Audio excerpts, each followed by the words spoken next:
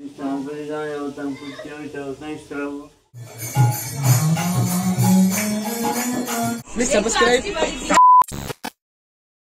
Everyone, তোমরা সবাই কেমন আছো? আশা করি সবাই খুব ভালো আছো, আমিও খুব ভালো আছি। হ্যাঁ, আমি সরস্বতী পুজোর ভিডিও এখন আপলোড করছি। আমি একটু বিজি ছিলাম, একদম টাইম পাইনি এডিট করার। যাই হোক, তো সরস্বতী পুজো বছর দুদিন পড়েছিল, তো দুদিনের ভিডিওই একসাথে আপলোড করে দিচ্ছি, তো তোমরা শেষ পর্যন্ত অবশ্যই দেখো।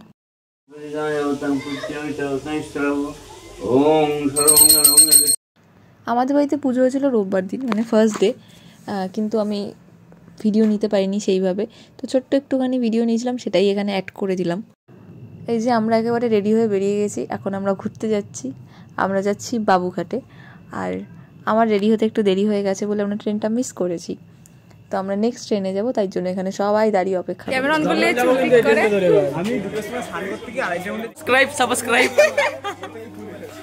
ঠিক আছে, এ রেডি হতে এত দেরি করেছে যে ট্রেনটা মিস করে গেছি।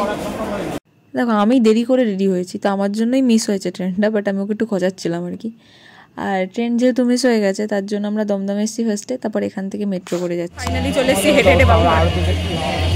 মেট্রো থেকে নেমে আমরা হেঁটে হেঁটে এসেছি বাবুঘাট, আর এখানে এসছি মেন হচ্ছে যে গঙ্গা আরতি দেখার জন্য।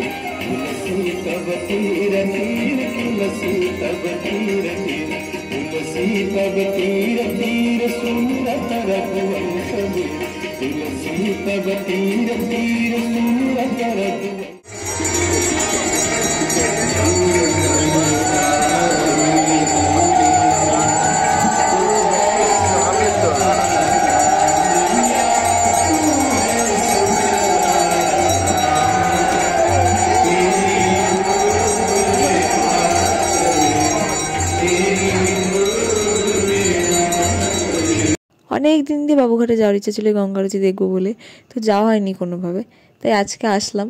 আর সত্যি দারুণ ছিল, মানে খুব ভালো লেগেছে। গঙ্গা আরতি দেখা শেষ, এবার হচ্ছে আমার খিদে পেয়ে গেছিলো, তাই প্রিয়া আমাকে ঝালমুড়ি খাওয়াতে নিয়ে এসেছিলো। আমাদের মধ্যে একজন বলছে বাড়ি যাবে, সেই বাড়িওয়ালা লোকটা ওখানে মরার মতন বসে আছে। আমরা কয়জন এসেছিলাম জানো? 8জন এসেছি, 9জন। ওই একজন 9 জন। যদি কেউ ফাঁকা থাকো আছি আমি। 9 জনের মধ্যে 8জন যেতে চাইছেন, একজন ফাঁকা আছে, একজন আমি সরি, যদি কেউ ফাঁকা থাকে আমি আছি। ভাই ভাই যুদ্ধ লেগে গেল নাকি? বডিগার্ড হতে পারবো আমি, তার আমি জিম টিম সবই করি, রান্নাও করতে পারি, মোটামুটি রান্নাও করতে পারি, তারপরে কোনো চিন্তা হবে না। ভাট বকা বললি না, এরা এখানে কি নিয়ে ডিসকাস করে? ভাট বকা না, বডিগার্ড তো হতে পারে, আর কিছু না হতে পারে। তারজন্য বলছি যদি কেউ ফাঁকা থাকে চলে আসবে। এ হচ্ছে ভাইয়ের বন্ধু আবির, মানে আমি একটা কিছু বলতে চাইছিলাম কিন্তু আমাকে বলতে দিল না, পুরো ভাট বকে দিল। আর এখন আমি ওকে যখন বলছি কিছু বল, তখন চুপচাপ বসে আছে। এখানে গোল মিটিং চলছে।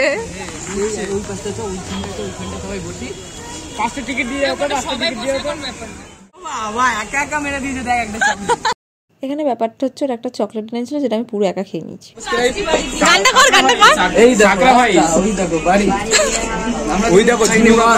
যাচ্ছে এখন বাড়ি।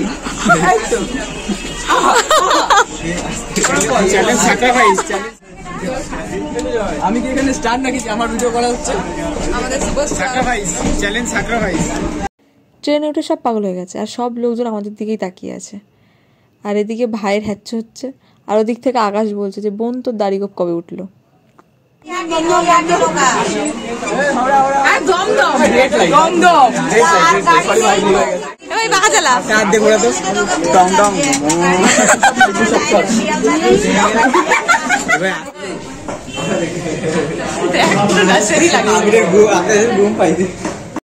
আমরা নিউ-ব্যারাকপুর চলে এসেছি, আর এদের সবার খিদে পেয়ে গেছে, তো ওরা বিরিয়ানি খুঁজতে গেছিলো, বাট সব দোকানে ভিড়। এই দোকানটায় আসলাম, এই দোকানটা ফাঁকা আছে, আর এখন এরা সব বিরিয়ানি থেকে চাউমিনে চলে এসেছে। যে চাউমিন খাচ্ছে, আকাশকে দেখতেই পাচ্ছ, আর ওরা দুজন মোগলাই অর্ডার করেছিল। না না, ব্লগ এখানেই শেষ না, এখনো বাকি আছে। আমরা আবার আজকে যাচ্ছি,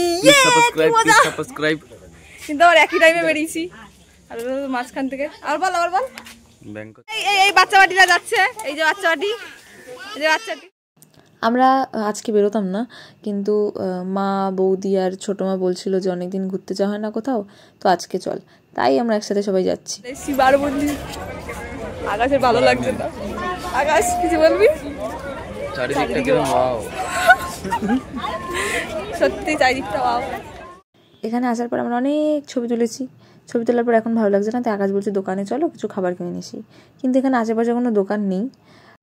তো দোকান যেহেতু আশেপাশে নেই, কি আর করবো, এখানে বসেছিলাম। তার জন্য আমি, ভাইয়ের আকাশ আর আমার মা, ছোটো মা, বৌদি ওর ওই সাইডে বসেছিল। বারো মন্দির আমার খুব পছন্দের জায়গা, আমি বহুবার এসেছি। আর গরমকাল যখনই পড়ে তখন তো আমি বলতে গেলে রোজই আসি। আর ভাইকে একদিন নিয়ে এসেছিলাম, তোর খুব ভালো লেগেছে, তারপর থেকেও আসে আমার সাথে। আর আমার মাও অনেকবার বলছিল আমাকে বারো মন্দির নিয়ে আসার কথা, তো কোনোভাবে সুযোগ হচ্ছিল না। রোজই বলতাম যে হ্যাঁ নিয়ে যাবো, কিন্তু আসার আর টাইম হতো না। তো আজকে ফাইনালি আসতে পেরেছি আমরা সবাই। মা, বৌদিরা সব ওদিকে ঘুরছে আর আমরা এখানে বসে গল্প করছি। কত লোক গাইস,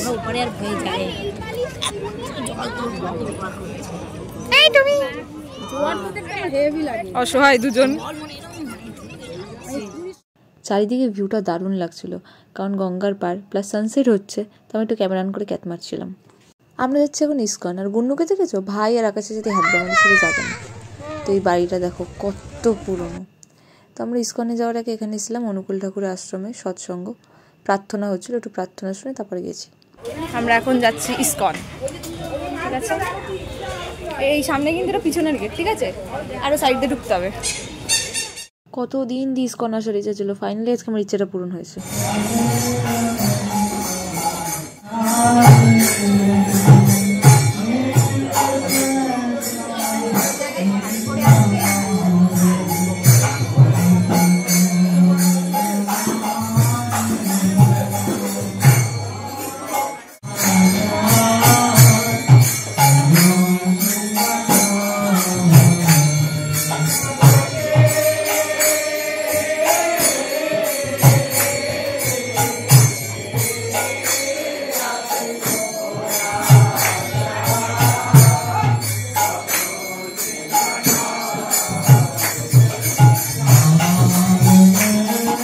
ওখান থেকে বেরিয়ে আমি, আকাশ আর ভাই চলেছিলাম চা বাংলোতে, আর মা, ছোটো মা, বৌদি বাড়ি চলে গেছে।